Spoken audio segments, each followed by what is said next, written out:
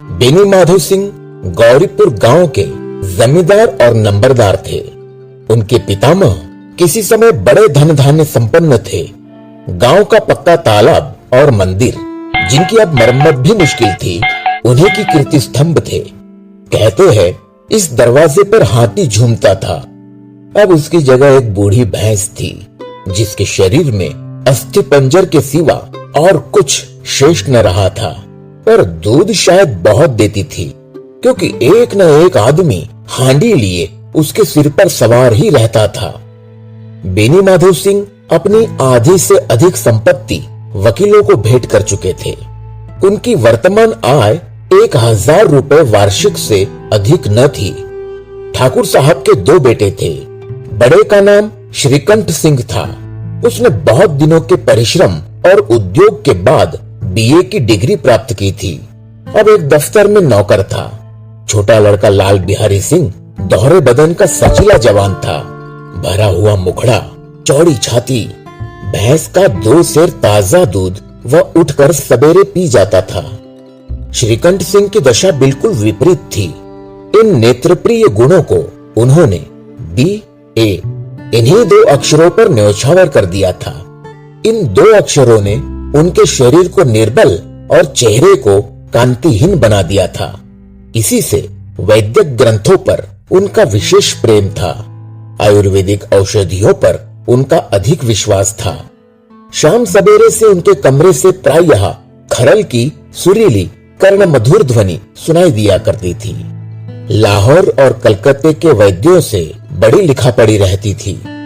श्रीकंठ इस अंग्रेजी डिग्री के अधिपति होने पर भी अंग्रेजी सामाजिक प्रथाओं के विशेष प्रेमी न थे, बल्कि वह बहुधा बड़े जोर से उसकी निंदा और तिरस्कार किया करते थे। इसी से गांव में उनका बड़ा सम्मान था। दशहरे के दिनों में वह बड़े उत्साह से रामलीला में सम्मिलित होते और स्वयं किसी न किसी पात्र का पार्ट लेते थे। गौरीपुर में रामलीला के वही जन्मदाता थे। प्राचीन हिंदू सभ्यता का गुणगान उनकी धार्मिकता का प्रधान अंग था। सम्मिलित कुटुंब के तो वो एकमात्र उपासक थे। आजकल स्त्रियों को कुटुंब में मिलजुल कर रहने की जो अरुचि होती है, उसे वह जाति और देश दोनों के लिए हानिकारक समझते थे। यही कारण था कि गांव की ललनाएं उनकी निंदक थी। कोई कोई तो उन्हें अपना शत्रु समझने में भी संकोच न करती थी। आनंदी एक बड़े उच्च कुल की लड़की थी। उसके बाप एक छोटी सी रियासत के ताल्लुकेदार थे। विशाल भवन, एक हाथी, 3 कुत्ते, बाज, बहरी शिकरे, झाड़ फानूस, ऑनरेरी मैजिस्ट्रेटी और ऋण, जो एक प्रतिष्ठित ताल्लुकेदार के भोग्य पदार्थ है, सभी यहाँ विद्यमान थे। नाम था भूप सिंह। बड़े उदार चित्त और प्रतिभाशाली पुरुष थे, पर दुर्भाग्य से लड़का एक भी न था। 7 लड़कियां हुई और दैव योग से सबकी सब जीवित रही। पहली उमंग में तो उन्होंने 3 ब्याह दिल खोल कर किए, पर 15-20 हजार रुपयों का कर्ज सिर पर हो गया तो आंखें खुली, हाथ समेट लिया। आनंदी चौथी लड़की थी। वो अपनी सब बहनों से अधिक रूपवती और गुणवती थी। इससे ठाकुर भूप सिंह उसे बहुत प्यार करते थे। सुंदर संतान को कदाचित उसके माता पिता भी अधिक चाहते हैं। ठाकुर साहब बड़े धर्म संकट में थे कि इसका विवाह कहाँ करें। न तो यही चाहते थे कि ऋण का बोझ बढ़े, और न यही स्वीकार था कि उसे अपने को भाग्यहीन समझना पड़े। एक दिन श्रीकंठ उनके पास किसी चंदे का रुपया मांगने आया। शायद नागरी प्रचार का चंदा था। भूप सिंह उनके स्वभाव पर रिझ गए और धूमधाम से श्रीकंठ सिंह का आनंदी के साथ ब्याह हो गया। आनंदी अपने नए घर में आई तो यहाँ का रंग ढंग कुछ और ही देखा। जिस टीम टाम की उसे बचपन से ही आदत पड़ी हुई थी, वो यहाँ नाम मात्र को भी न थी। हाथी घोड़ों का तो कहना ही क्या, कोई सजी हुई सुंदर बहली तक न थी। रेशमी स्लीपर साथ लाई थी, पर यहाँ बाग कहा। मकान में खिड़कियां तक न थी, न जमीन पर फर्श, न दीवार पर तस्वीरें। ये एक सीधा सादा देहाती गृहस्थ का मकान था। किंतु आनंदी ने थोड़े ही दिनों में अपने को इस नई अवस्था के ऐसा अनुकूल बना लिया मानो उसने विलास के सामान कभी देखे ही न थे। एक दिन दोपहर के समय लाल बिहारी सिंह 2 चिड़िया लिए हुए आया और भावज से बोला, जल्दी से पका दो, मुझे भूख लगी है। आनंदी भोजन बनाकर उसकी राह देख रही थी। अब वो नया व्यंजन बनाने बैठी। हांडी में देखा तो घी पाव भर से अधिक न था। बड़े घर की बेटी किफायत क्या जाने, उसने सब घी मांस में डाल दिया। लाल बिहारी खाने बैठा तो दाल में घी न था। बोला, दाल में घी क्यों नहीं छोड़ा? आनंदी ने कहा, घी सब मांस में पड़ गया। लाल बिहारी जोर से बोला, अभी परसों घी आया है, इतना जल्द उठ गया? आनंदी ने उत्तर दिया, आज तो कुल पाव भर रहा होगा, वो सब मैंने मांस में डाल दिया। जिस तरह सूखी लकड़ी जल्दी से जल उठती है, उसी तरह क्षुधा से बावला मनुष्य जरा जरा सी बात पर तिनक जाता है।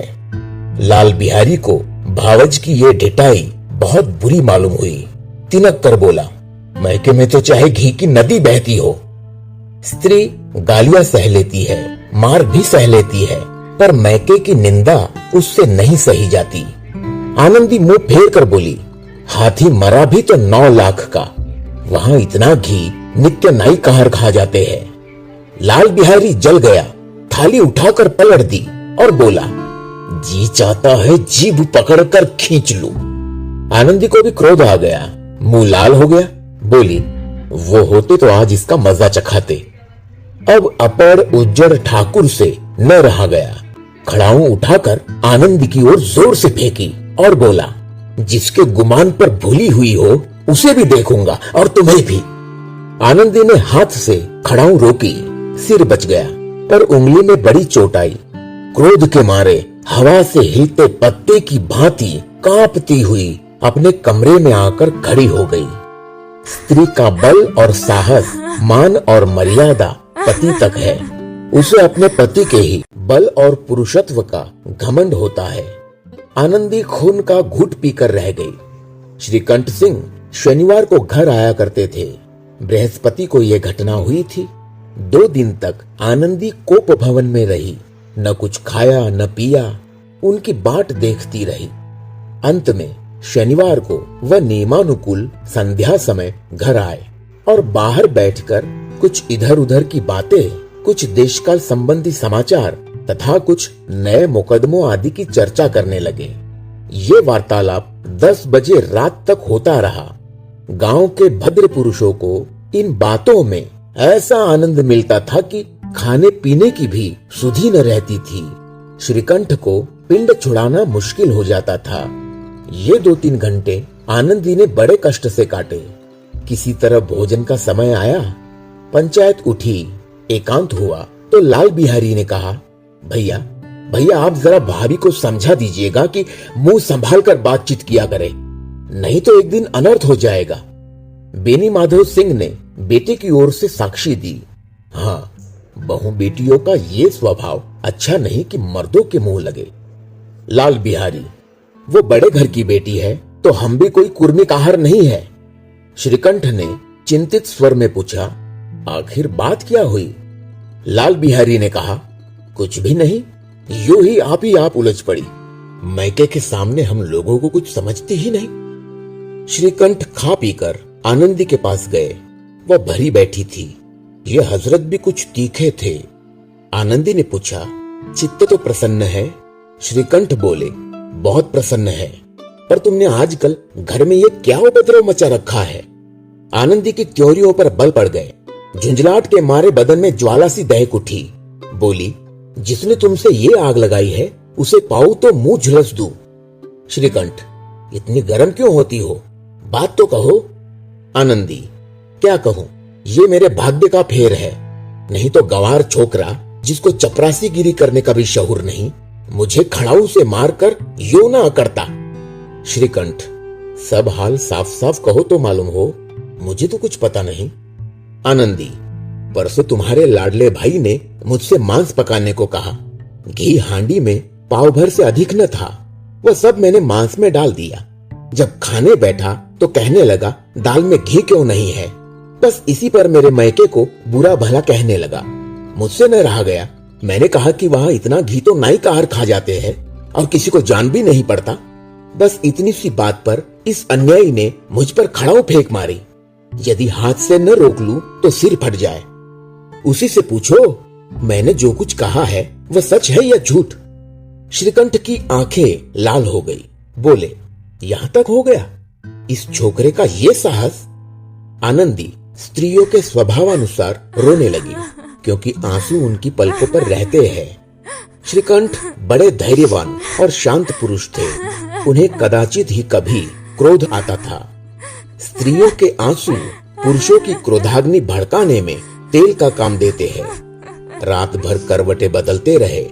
उद्विग्नता के कारण पलक तक नहीं झपकी। प्रातःकाल अपने बाप के पास जाकर बोले, दादा, अब इस घर में मेरा निवाह न होगा।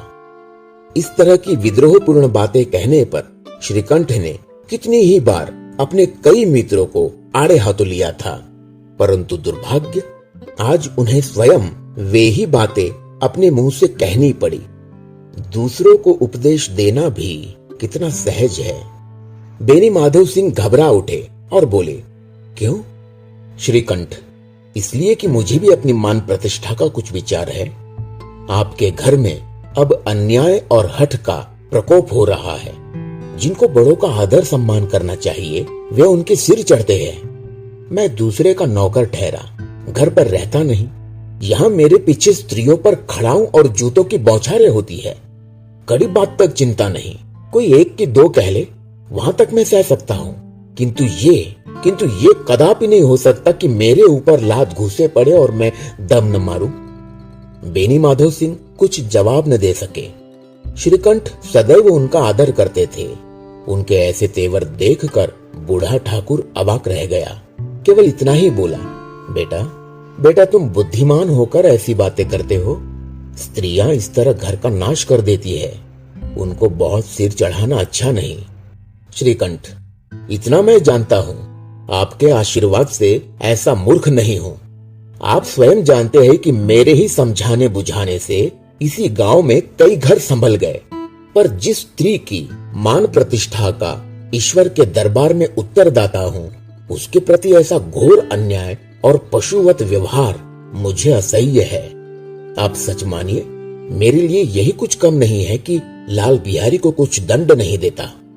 अब बेनी माधव सिंह भी गरमाए, ऐसी बातें और न सुन सके। बोले, लाल बिहारी तुम्हारा भाई है, उससे जब कभी भूल चूक हो उसके कान पकड़ो। लेकिन श्रीकंठ, लाल बिहारी को मैं अब अपना भाई नहीं समझता। बेनी माधव सिंह, स्त्री के पीछे? श्रीकंठ, उसकी क्रूरता और अविवेक के कारण। दोनों कुछ देर चुप रहे। ठाकुर साहब लड़के का क्रोध शांत करना चाहते थे, लेकिन ये नहीं स्वीकार करना चाहते थे कि लाल बिहारी ने कोई अनुचित काम किया है। इसी बीच में गांव के और कई सज्जन हुक्के चिलम के बहाने वहां आ बैठे। कई स्त्रियों ने जब ये सुना कि श्रीकंठ पत्नी के पीछे पिता से लड़ने को तैयार है, तो उन्हें बड़ा हर्ष हुआ। दोनों पक्षों की मधुर वाणियां सुनने के लिए उनकी आत्माएं तिलमिलाने लगी। गांव में कुछ ऐसे कुटिल मनुष्य भी थे जो इस कुल की नीतिपूर्ण गति पर मन ही मन जलते थे। वे कहा करते थे, श्रीकंठ अपने बाप से दबता है, इसलिए वह दब्बू है। उसने विद्या पढ़ी, इसलिए वह किताबी कीड़ा है। बेनी माधव सिंह उसकी सलाह के बिना कोई काम नहीं करते, ये उनकी मूर्खता है। इन महानुभावों की शुभकामनाएं आज पूरी होती दिखाई दी। कोई हुक्का पीने के बहाने और कोई लगान की रसीद दिखाने आकर बैठ गया। बेनी माधव सिंह पुराने आदमी थे, इन भावों को ताड़ गए।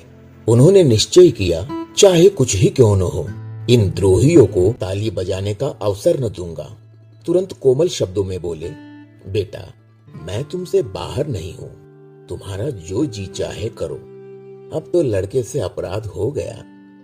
इलाहाबाद का अनुभव रहित झल्लाया हुआ ग्रेजुएट इस बात को न समझ सका। उसे डिबेटिंग क्लब में अपनी बात पर अड़ने की आदत थी।